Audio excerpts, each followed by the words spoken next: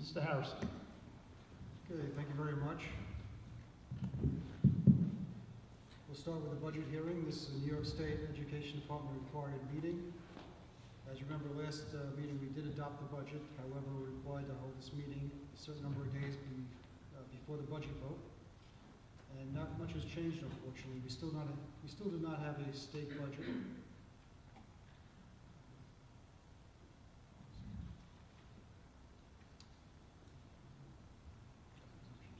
Switching gears. We're going to start with the public hearing for potential tax exemptions that have been made available through the New York State budget process. We're going to talk about what real property assessment relief means. We're going to talk about the specific exemption, one that's mandatory and already approved and enacted in state law, as well as two that the Board of Ed has the ability to opt into at a later point in time.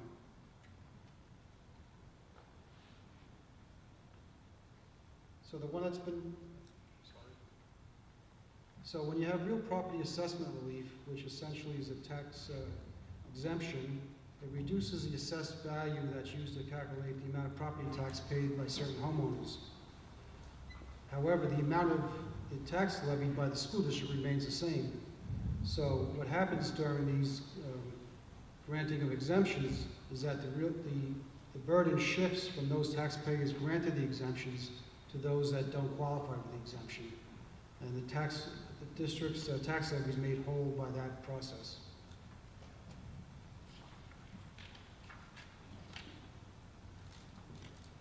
So the first exemption we're talking about, again, has already been enacted in law, and it's a property tax exemption for veterans with 100% service-connected disability. And again, that was signed into law by the governor on February 13th of 2026. So this exemption is now mandatory for school districts, and with no further action being needed by the Board of Ed.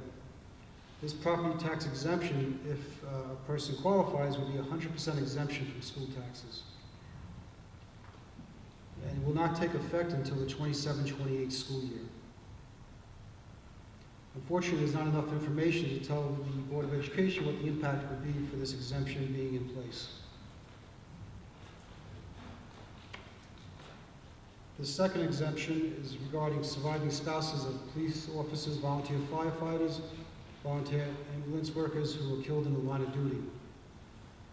Previously, the Board of Ed had approved an exemption for this class of individuals, specifically volunteer fire companies, volunteer members of incorporated fire companies, fire departments, and volunteer ambulance companies with 2 years or more of service to those organizations.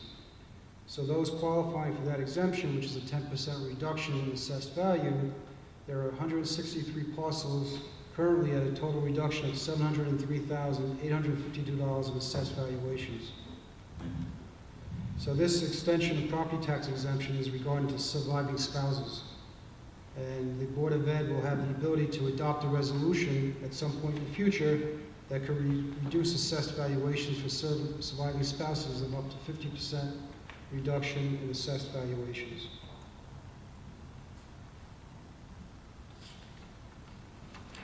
Similar to the previous exemption, there's not enough information to give the board an estimation of what this impact would be for the rest of the tax base. However, we believe the impact would be negligible. At the town of Islip, this exemption is in place for police officers only, and there are only 19 exemptions that have been granted so far throughout the town of Islip, not just for East Islip School District, but for the whole town. So again, only 19 exemptions for police officers receiving surviving spouses 50% reduction.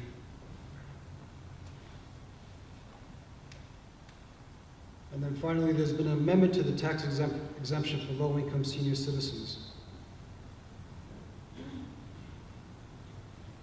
And this is for individuals 65 and over with limited income. Previously, the Board of Ed had adopted a partial exemption for senior citizens with limited income up to 50% of the assessed valuation based upon a sliding scale. And I'll get to a slide in a minute that shows what the income thresholds are. So currently, under the current exemption, there are 266 parcels receiving a reduction in total assessed value of over $4.4 million. So I'm going to go right to the slides. So right now, for combined household income for those limited income seniors, if you're making $40,000 or less, you're receiving a 50% reduction in your assessed valuation, leading to a 50% reduction in your taxes. And this is a sliding scale, so if seniors are making more than 40, but less than 48,400, there's a potential reduction, scaling from 50% to 5% of property taxes. So the new legislation creates 3 tiers underneath 40,000, which will allow seniors who are making less than that to receive additional tax exemptions. So for someone who's making $37,000 or less in a household, property taxes can be reduced as much as 65%. So it's 3 highlighted categories that are new to this exemption. And again, as with the previous exemption, the board has up until March 1st to make a decision about enacting either one of them or both. Any comments or questions at this time? Thank you. Thank you, Mr. Harrison. And now for the next exciting thing, the budget hearing.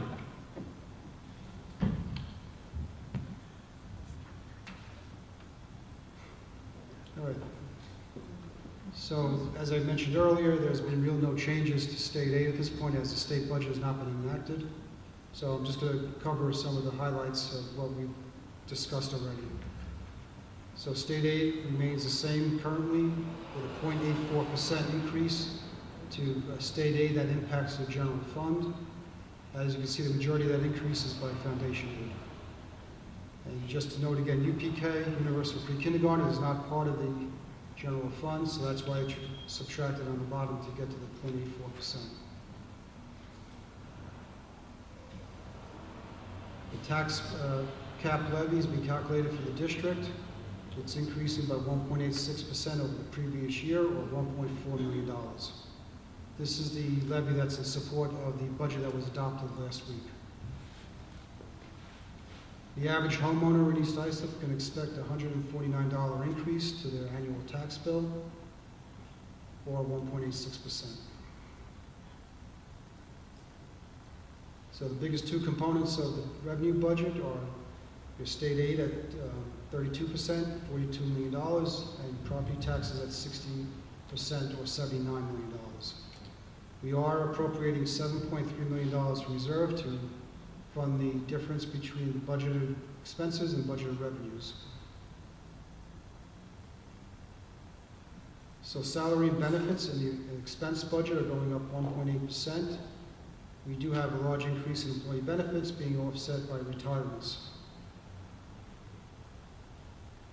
Overall, the budget-to-budget increase is 2.41%, or $3.1 million, as compared to last year.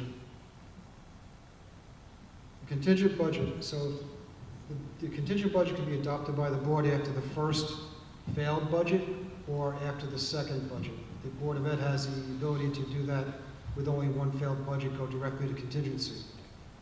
Contingent expenses are those that are deemed absolutely necessary to operate and maintain the educational programs, preserve property, and ensure the health and safety of students and staff. So if we are going to contingency, things that would have to be removed from the budget are non-contingent expenditures, including student supplies and equipment. And then the tax levy supporting the contingent budget may not be any greater than the current tax levy in place. So as we can see from the middle column, our budget-to-budget increase is right now 2.41%, increasing by $3.1 million. So if we were going to contingency, we would have to reduce that budget by over $2 million to reflect a 0.77% increase.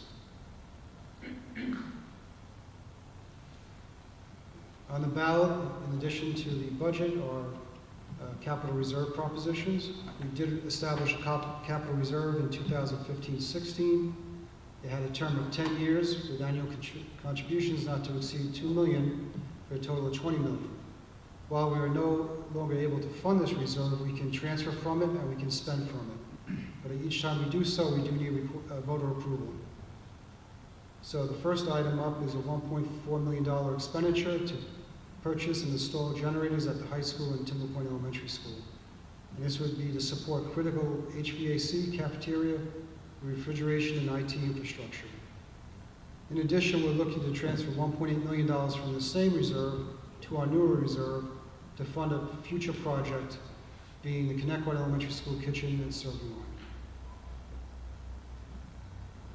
So, going back over our historical information on a 10-year average, our percentage increase to the levy, as you can see, is 1.1%. So the budget vote is May 19th from 6 a.m. to 9 p.m. here in the ECC. Any questions? Okay, thank you. Thank you, Mr. Harrison. We're reconvening for public session. Please stand for the pledge. Pledge allegiance to the flag of the United States of America and to the republic for which it stands, one nation, under God, indivisible, with liberty and justice for all. Thank you.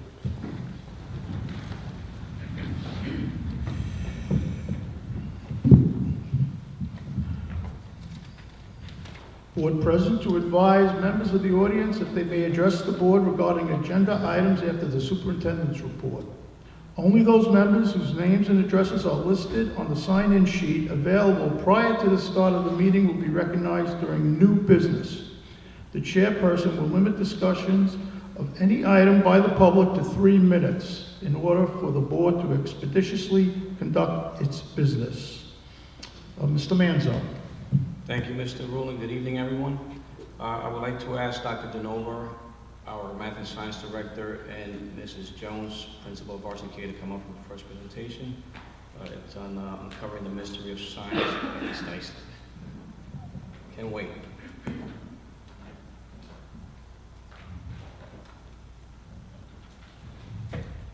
Good evening, and thank you to the Board of Education and the administration of East Iceland for providing me with the opportunity to present the work of our team in selecting, adopting, and implementing an exciting new science program that is changing the way our children learn and positioning them to grow as young scientists and explorers of the world.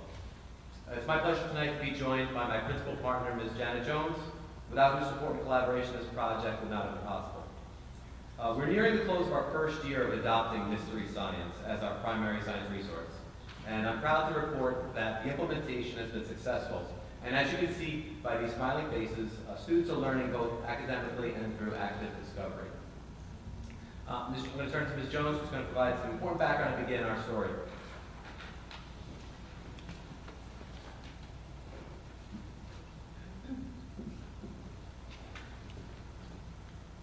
Thank you. Good evening. Thank you for having us. So through the years, it's never been easy to find a great science program. Our teachers have always wanted a variety of pieces to programs, and this, of course, journey was no exception to that need. One of the biggest things that we talked about was the need for reading materials. Not only when we look at our iReady data, we see our students sometimes falling a little bit short on informational text.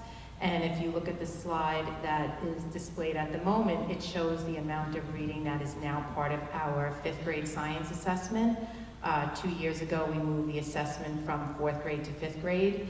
It is a reading test, and I'm sure as educators or people in education, you've heard as they move on into the secondary years, very often those science regents exams that they take, for example, the living environment exam, they're very much reading comprehension exams, in addition, of course, to knowing a little bit about science. So we wanted to make certain that we were providing our students with opportunities to read in the content area. The funny thing is, when I reflect on this whole process, and now that we are in the process of implementing magnetic literacy, those books that the children have units on content areas, including science, which is kind of a wonderful bonus that's added onto our journey that we couldn't have forecasted a couple of years ago when we started this.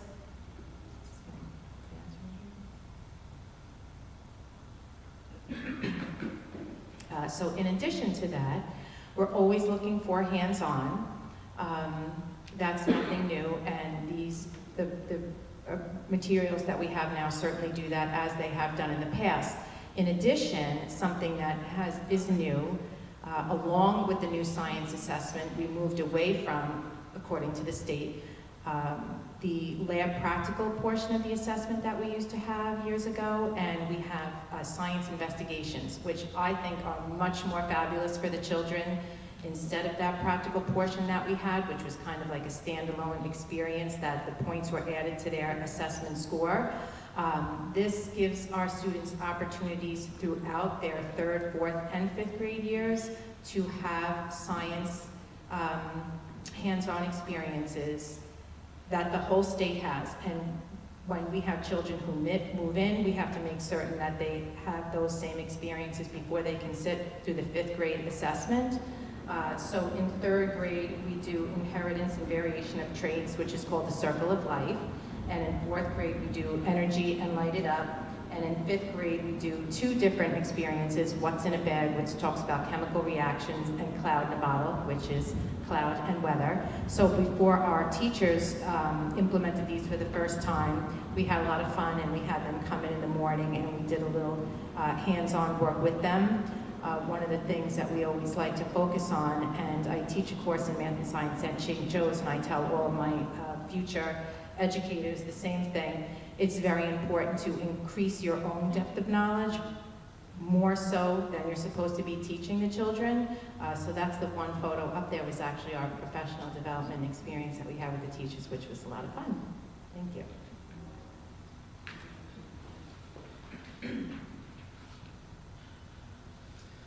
So the Elementary Science Committee was long at work before I began here, and it was highly focused on finding a program that was aligned to science learning standards.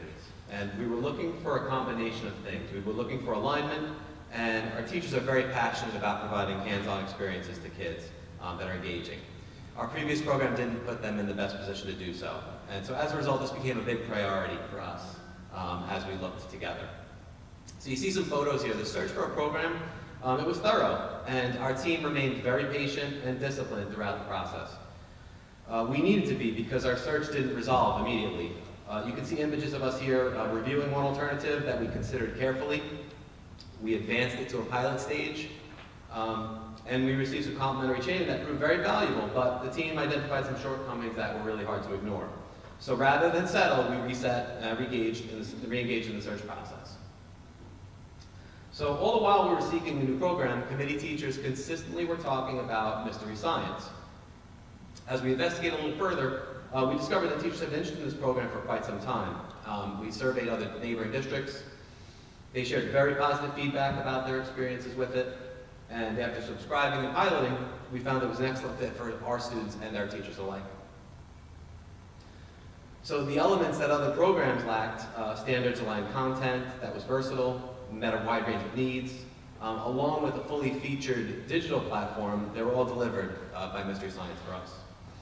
The program structured in a way that supports scientific problem-solving skills and also provides enough of the content area reading that Ms. Jones was talking about to strengthen our youngest learners' literacy skills.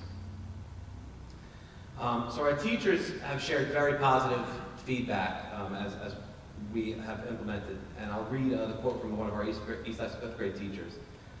Mystery Science has created many opportunities for teachers to create engaging and exciting learning experiences.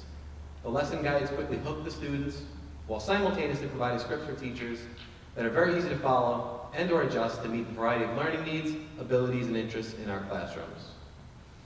I've really enjoyed seeing the smiles on my students' faces as they test the salt composition in water, attempt to clean pennies, or set budgets for hypothetical hurricane repair.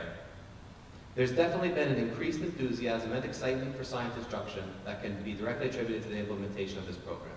I look forward to using Mystery Science for years to come. What's not changed is that we still see our youngest learners learning science actively. We enjoyed the eclipse over to the left of April 2024, thanks to the scientific classes provided by the district. Students learn the science of life and get chances to interact with the world around them. And on the right, they learn how energy is converted from potential into kinetic forms right in their own classrooms. And I'll share with you some quotes about what students are saying about their science experience. During the experience, we get to feel like scientists. For example, we made an ocean in a bag. We learned that even if you don't see the salt, it's still there, and it was really cool and interesting. Another student said, mystery science is good for kids because kids don't want to just read books all the time. Well, some of the time we do. With mystery science, you watch a scientist and try it yourself, which helps us understand.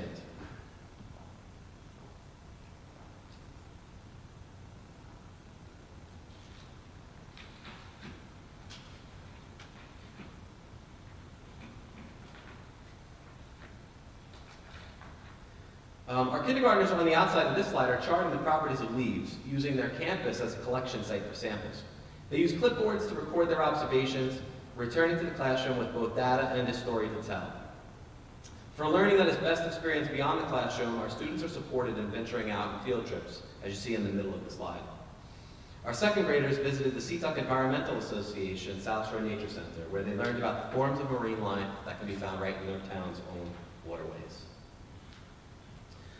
So while we've come a very long way, our team's not stopping in its advancement. With the adoption of a new program, our teacher committee turned its attention to assessment. In the spring of 2025, we devised common interim assessments that helped us identify the most important learning to emphasize and provided us with tools to recognize strengths and offer support where necessary. This kind of cross-campus collaboration is driven by our teacher teams who created these assessments. It will ensure that we continue to evolve each year and while establishing a strong foundation for ongoing improvement in our instruction. In conclusion, we're proud to share that we've identified a science program that provides East Islip students with an outstanding blend of hands-on discovery and rich text-based content that supports the development of strong readers. Our students are becoming the young scientists we celebrate through science fairs, STEAM tank challenges, LEGO clubs, and so many other opportunities. I'm excited to see what they will achieve as they continue to grow through our middle and high schools. I appreciate the opportunity to work alongside such a disciplined and dedicated team of teachers on all the work I had the privilege to speak about tonight. Thank you for this opportunity. Thank you, Dr. Genova and Mrs. Jones.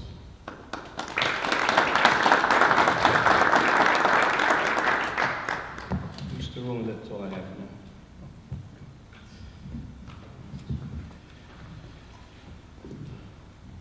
We have the Board of Education student members report to the board. But one thing before Ms. May reports, I want to congratulate her for being chosen the salutarian this year.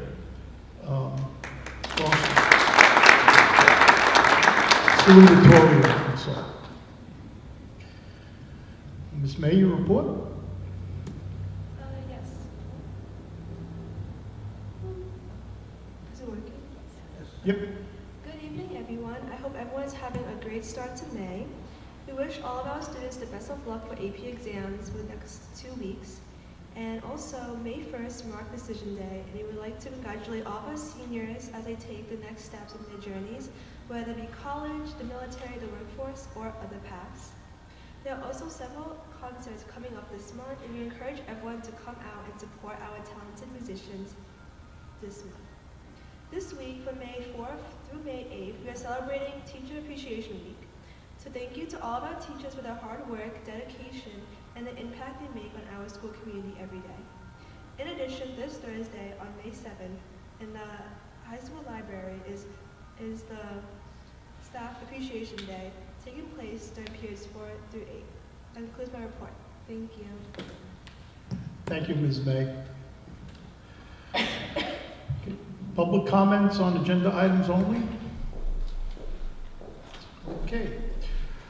Certified personnel, be it resolved that upon the recommendation of the Superintendent of Schools, the Board of Education hereby approves the resignations, terminations, leaves of absence, position abolitions, employment appointments, tenure appointments, and salary changes in accordance with the applicable provisions of education law and civil service law as cited in the certified personnel attachments. Can I get a motion? Motion. Second. All in favor? Aye. Aye. Dr. O'Rourke? Yes, thank you, Mr. Ruland. It gives me great pleasure to introduce Gavin Rogers. Gavin, if you would stand up. Gavin is going to be our new principal at Connecticut Elementary School beginning July 1st. So we welcome him to the East Islip community. We're very excited to have you here.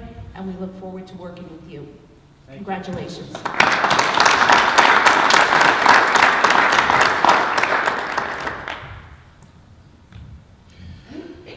Non-certified personnel.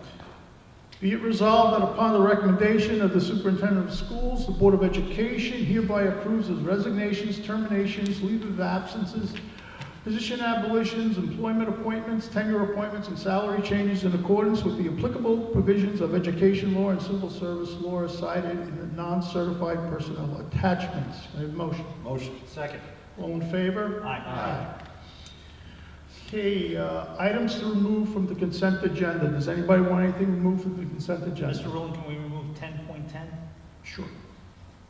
Okay, so consent agenda items 10.2 through 10.9 and 10.11 through 10.17. Be it resolved that upon the recommendation of the Superintendent of Schools, the Board of Education hereby approves consent agenda items numbered 10.2 through 10.9, and then 10.11 through 10.17, in accordance with the action presented for each item. Okay, a motion? Motion. Second. All in favor? Aye.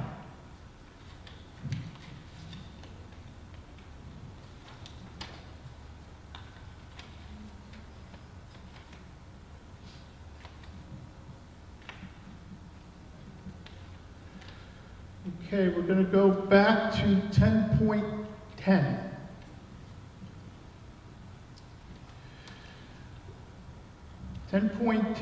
School Safety and Security Consultant. Be it resolved that upon the recommendation of the Superintendent of Schools, the Board of Education hereby awards RFP number 040926-1, School Safety and Security Consultants to Cape Con Services for the 2026-2027 school year. The anticipated cost based upon the attached fee schedule for 2026-2027 is $139,000. Can I get a motion? Motion. Second. All in favor? Discussion? Aye. Discussion? Stephen? Sure. This contract recently went out for an RFP, and as such, the entire contract is reviewed. And I just had some questions as far as the corporate structure and employment status. So I went to our attorneys. I wasn't able to get anything in writing. I went to the state agency, and fortunately have not gotten a response back, but just have caution. I'm a no. Okay. Fair enough. Anybody else? Okay. 11.1, appropriation changes for the 2025-2026 school year. Be it resolved that upon the recommendation of the Superintendent of Schools, the Board of Education hereby approves the attached list of appropriation changes for the 2025-2026 school year. Could I get a motion? Motion. All in favor? Aye. Aye.